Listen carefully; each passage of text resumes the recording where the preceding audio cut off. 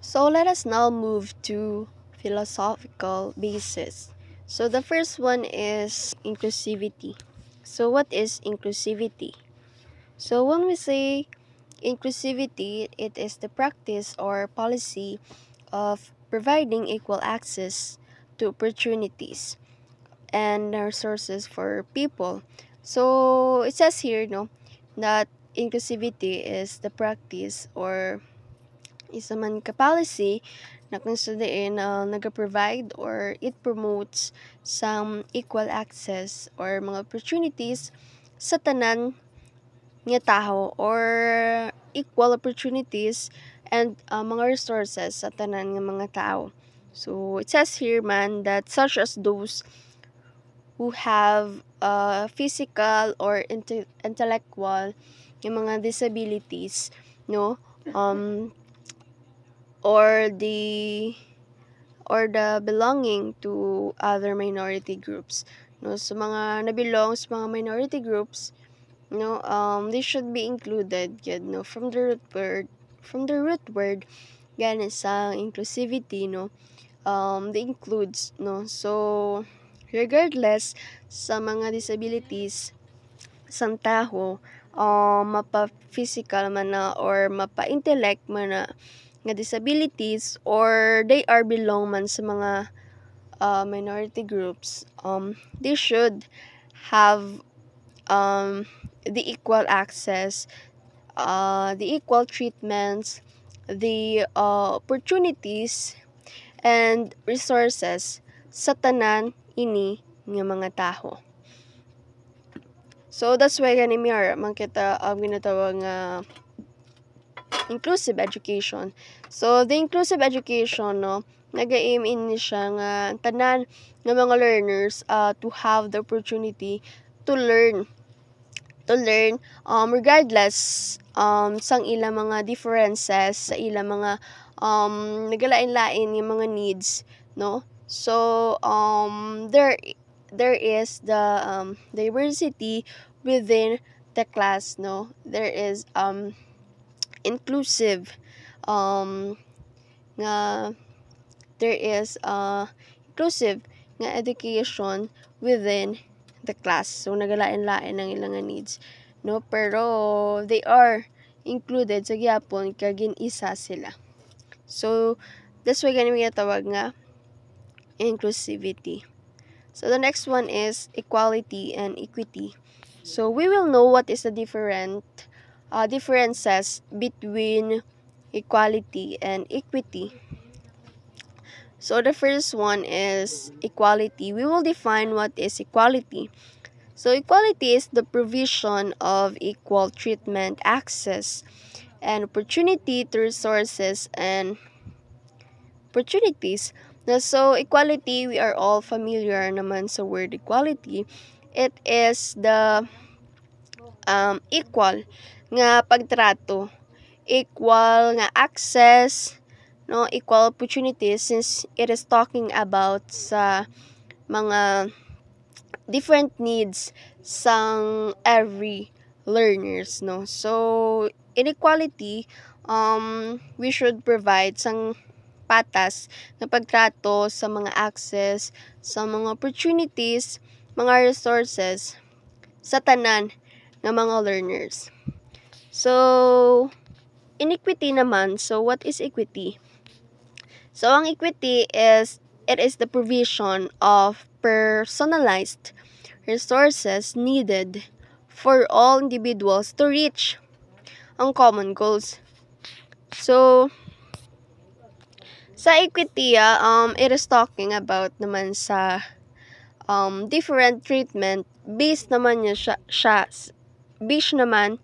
based naman sa need sang isa ka estudyante. So for example, since gani ang imong student is in inclusive education, of course you are going to. So let us now move to equality and equity. So we will now know the differences between equality and equity. So the first one is we will define what is equality. So I know that we are all familiar man sa word nga equality. So equality is the provision of equal treatment, access, and opportunity to resources and opportunities. So inequality, no, it is in terms of inclusive education. No? So nagatumod man ni siya sa mga learners with different different needs. No, so inequality, no, naga-provide kita ya sang mga equal nga pagtrato sa ila, kag equal nga access sa mga opportunities, equal. So since in inclusion, no, in inclusive classroom, no, which nara kita lain-lain, no, may mga matubang kita nga lain-lain mga needs sang aton mga learners, no, we will have this students nga possible na may mga normal, may mga disabilities sa ila. It could be physical disabilities, or it could be intellectual disabilities. So dapat in inclusive classroom sa naglain-lain din mga student, no, may sila diverse sa aton nga classroom. So we should promote gid sang equality sa kada isa sa ila. Dapat pantay ang aton pagtrato sa ila. So in equity naman, no, what is equity? Ang equity is the provision of personalized resources needed for all individuals to reach common goals. Or equity, no, to make it clear, no, it recognizes that different students need different resources to achieve the same goals as their peers. No, so simple, no, nga sa equity ko, no, may lain-lain nga treatment nga nakadepende sa needs sang isa ka learners. For example, ang imong learners is visually impaired or blind siya. So hindi mo pwede gamiton ang ini nga tool or material, no, nga ginagamit sang other peers sang ini nga learners, no. It's because gani possible nga ang iyang mga peers, no, other peers niya is makakita. So siya nga nabilong siya in the class, no, you will going to support him, no. So magahatag ka sa iya sang lain nga treatment, no. It's because lain ang iyang need others sang iyang mga classmate. For example, yun nga you will provide appropriate, no, sa needs ya nga in accordance man or naka-fit sa iyang needs. For example, you will going to provide materials para sa iya nga sulatan niya despite hindi siya makakita. So equity needs support and resources to achieve their full potential, no. So this may involve providing individualized education programs or IEPs. So assistive technology. So naga-provide man dire sa mga assistive technologies para sa mga persons with disabilities or the learners, no, ang mga learners with special needs. So what are these assistive technologies? So the example is the screen readers. The screen readers is sa mga blind ni siya, wherein ang mga text no, nag-automatic siya sound since visually impaired, no, they can't see, no, what's on the screen. So what's on the screen is nag-read ni siya, no, may nagabasa ni. So ang learners na ini is able sa gihapon to understand, no, what's on the screen, no, the lesson, no, using ang ilang hearing. So ang screen na ina is nagawakal na siya, nag-explain, no, kung ano na siya ang ara sa screen. So in that way ang ining learners ni maka-learn ni siya. So the other example is the wheelchairs, no, mga wheelchairs and hearing aids, no, sa mga may mga problem sa ilang mga hearings. So again, to make it clear, equality is to treat ang tanan nimo nga mga learners, to treat everyone, no, sang the same patas, or you're going to treat them equally, fairly, wala sa mga biases. So muna siya ang equality. In equity naman is lain-lain ang imo pagtrato kay nakadepende siya sa needs sang imo nga estudyante, pero wala di ginatumod ang ginamin nga bias, no. It's because in inclusive education, no, possible gid nga ang imong mga learners is may tagsa-tagsa nga mga needs. So you are going to use this kind of method, no, which is the equity, nga you're going to support, you're going to give the appropriate service nga fit man sa need sang imong learners. So that's equality and equity. So to sum up, no, kung ano gyud ang ilang aims, no. So therefore, no, sa inclusion kuno, all students should have equal access to high quality education, no. So sa gihapon they both need sa gihapon, no, ng equality para maka-access sa gihapon sang good and high quality education sa tanan ng mga learners. And this should be afforded man sa mga equitable supports to achieve success, no. So the equity, no, we need to support depends based on the needs of our learners.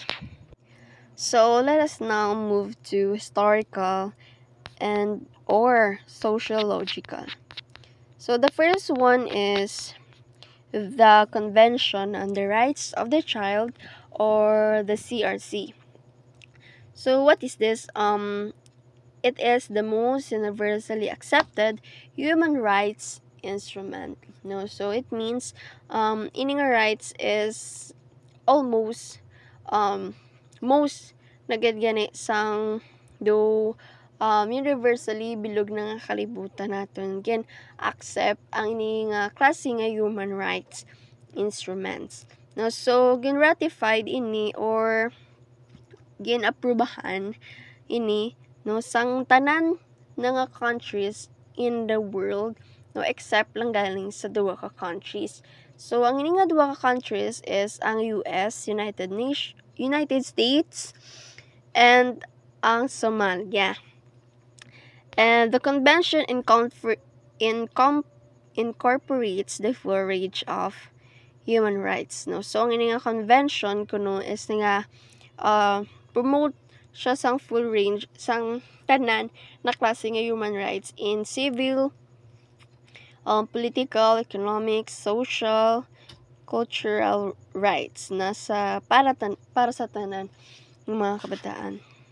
So what is the history of the Convention on the Rights of the Child? So ini nag-start ni siya with the United Nations Declaration of the Rights of the Child sa 1959. So since there has been several treaties to contextualize the convention and its importance.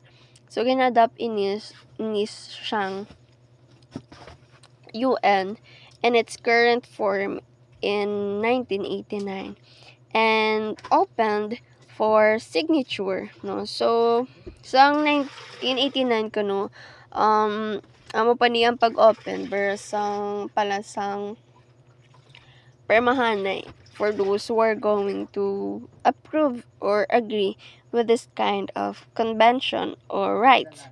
So currently kuno that year is 194 members states have ratified. So 194 pa lang sang member states or countries ang nag-approve, no, nag-confirm, nag-agree with this kind of rights. So may are gali four basic principles. So the first one is best interest of the child. So ang ginatuo na diri nga interest is the court or the judge process of deciding who is best out to care for a child and what actions will benefit the child most. So ang korte kuno or judge kuno mga maga-decide, no, kung sino ang best, kung sino ang dapat nga mag-alaga or magsagod lang sa isa ka bata. Kag ano ang mga actions nga dapat imuon para mahatagan benefit, hatagan balasang nami nga benepisyo ang ini nga mga kabataan, no. So ang judge man ang nag-decide, no, kung who the children will live with, no, kung diin bala mag-isar ang ini nga bata and who will make important decisions, no, kung sino ang mga decide sa bata about sa iyang health, ang iyang education and so on. So the second one is the right to life, survival, and development. So ini is of course ang mga kabataan, they have the right to live. They are the right nga magakabuhi. So they have chance to be able to live and to have possibility to grow and develop and become adults, no. So they have to grow, they have to develop and become adults. And government man is have the responsibility over the children nga to survive, help them survive and provide sang mga basic na mga services para sa mga children in order gani nga to survive. So number 3 is non-discrimination. So of course there is no such discrimination yet para sa tanang mga kabataan. So ang government, no, have the responsibility nga protektahan ang tanan ng mga kabataan against, no, and prohibit tanan nga klase sang discriminations or punishment on the basis of their race, color, sex, language, religion, political. So hindi pwede discriminate ang mga kabataan, no, regarding sa ilang race, sa ilang color, sa ilang sex, sa ilang language ang ginagamit, sa ilang religion, and also ang political man. Lastly, ang right to participation, of course, no, they are small in size, no, but they have fully have the right man, no, to to freely express ang ilang mga kaugalingon, ang ilang mga thoughts, ang ilang mga ideas, ang ilang mga opinions, no? Nga may man ni sila great contribution sa aton society. So, the 4 categories is the survival, development, protection, participation. So, amo na ni siya, no? Connected na ni sila sa 4 basic principles, no? So, survival. Of course, they have, may rights sila nga magkakabuhi. And development, they have to develop, they have to grow and to become adult. And protection, of course, they have to be protected. Participation, they have the right to freely express ang ilang selves, ang ilang opinions, and own views. So, now we will know what are the rights naman sa mga child, no? So, muna, dapat kung nag-promote kita sa ang mga kabataan, no, nga may mga rights, no, syempre baloon taman kung ano ang dapat nga ihatag sa ilang mga rights. So, what are the rights sa mga kabataan? So, the first one is to be born. Of course, they have the right to be born and not to be aborted, no?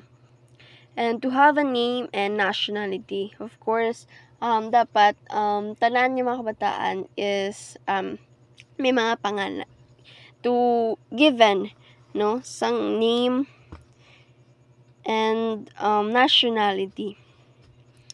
And to have a good education, of course, dapat tanan yung mga kabataan should have a good education, no? Tanan. That's person ginambago gini nang sang discuss ko regarding in equality and equity, no. So we should have equal education sa tanan naton nga learners in despite of their different needs, no. So we should avoid kids and biases, no, especially in social class sang aton mga estudyante, no. Kung poor man na siya magkaranon, you should promote kids sang equal treatment sang imong mga learners. So to have enough food, shelter, and a healthy and active body, no. So they have to eat 3 times good, and they kilala sila balay nga kinatiniran and a healthy and active body. So dapat may healthy sila nga body. So active man yung body. So that's why in schools, we have this program of feeding program para sa mga kabataan naton nga mga malnourished. So to be given the opportunities for play and leisure, no. So of course ginagaan ta man opportunity ang mga kabataan to play, leisure, and to socialize with their peers, and to be given protection against abuse, danger, violence brought by war and conflict. So ini mga kabataan, innocent nga mga kabataan should be protected good, especially in war, no. Sa mga violence, sa mga danger, dapat protektahan din ang ining mga kabataan. And to be defended and assisted by the government, of course, just like what I've discussed kagina, no, the rights, no, which is ang government may responsibility gid sa ining mga kabataan to protect them, to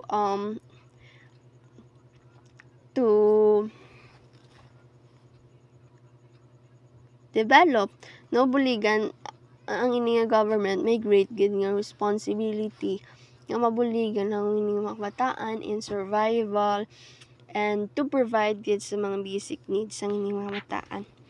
And lastly, to be able to express their own views, no? So, of course, to gani, no? They may be small in size, but sila fully right to freely express ang ilang mga own views.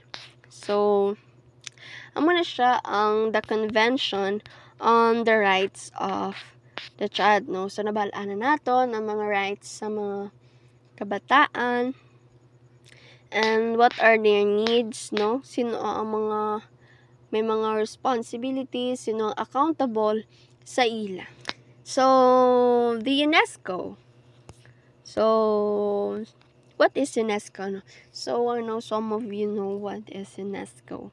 So, UNESCO stands for United Nations Educational, Scientific, and Cultural Organization.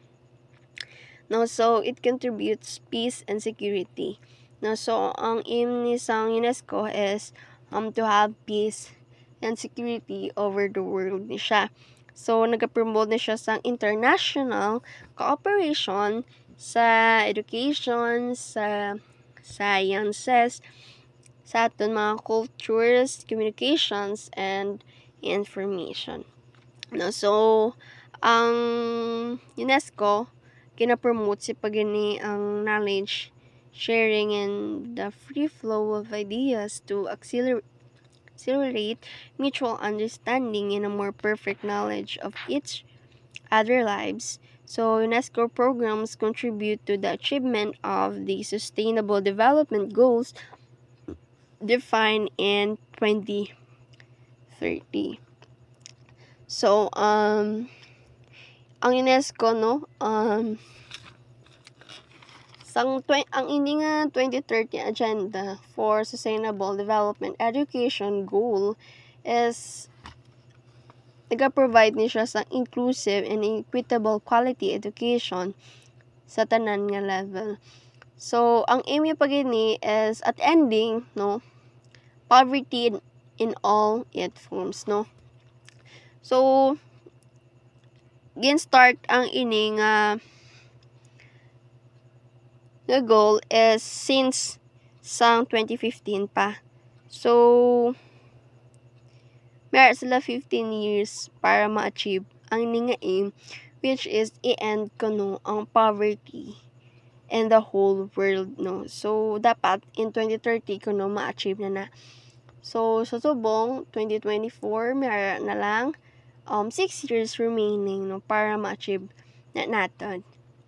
And other thing is a world of universal respect for human rights and human dignity, the rule of law, justice, equality, and non-discrimination.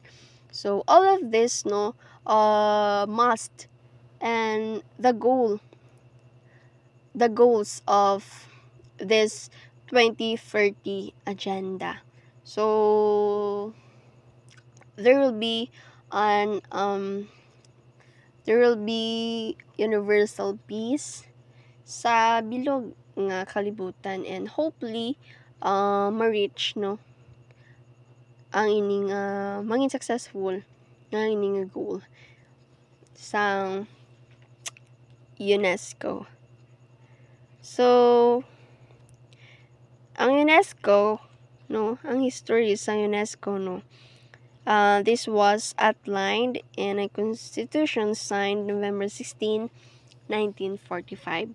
No, so ginpirmahan, no, ang ini nga klase nga constitution sang November 16, 1945 pa. So ang constitutions which entered into force in 1946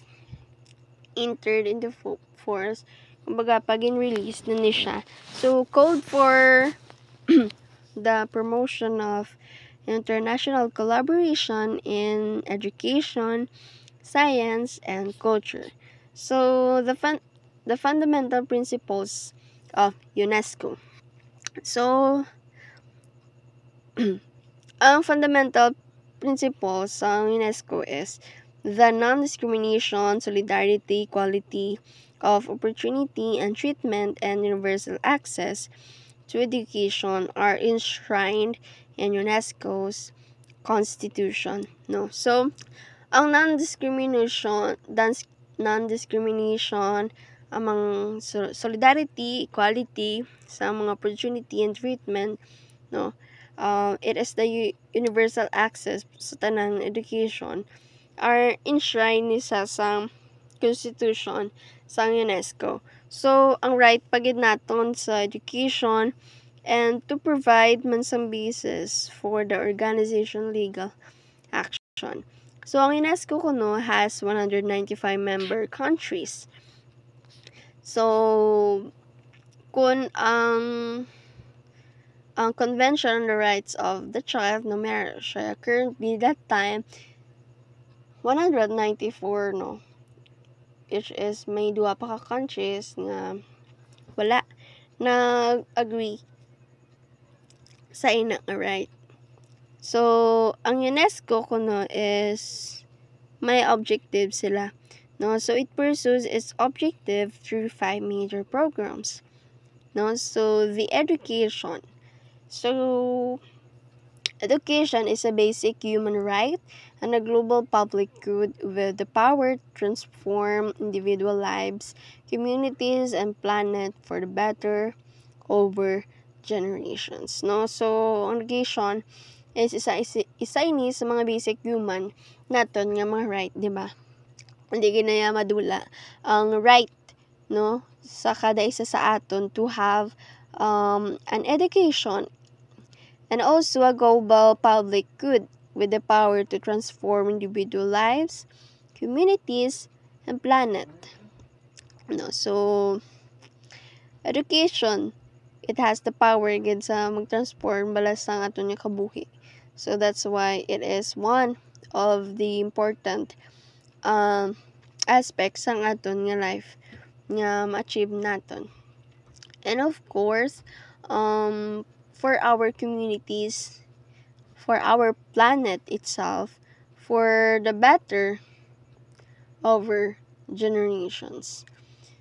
So, the natural sciences naman is using science to build peace, to eradicate poverty, and to promote man's sustainable development.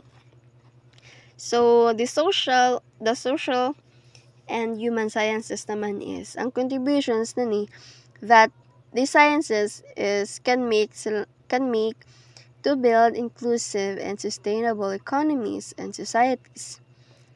Ang culture naman is safeguard historic sites, promotes creativity, supports artistic innovation, presenting diversity.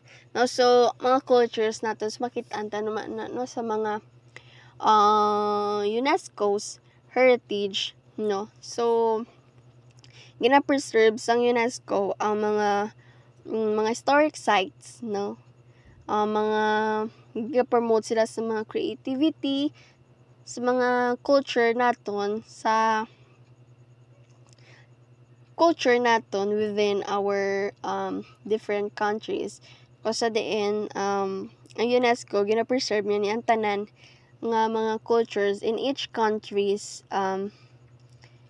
sa bilog nga kalibutan and supports artistic innovation and presenting diversity. Lastly, communication and information. So it empowers key actors to safeguard fundamental human rights, freedom of expression, of course, no. We have the freedom to express our own views. So these are the UNESCO, no. So ang UNESCO is naga-promote gini sila sa peace, security over the world, no, in each countries, the cultures, no, sa kada bansa, sa mga sciences, mga sang educations. So ang initanan is ginagol sa UNESCO.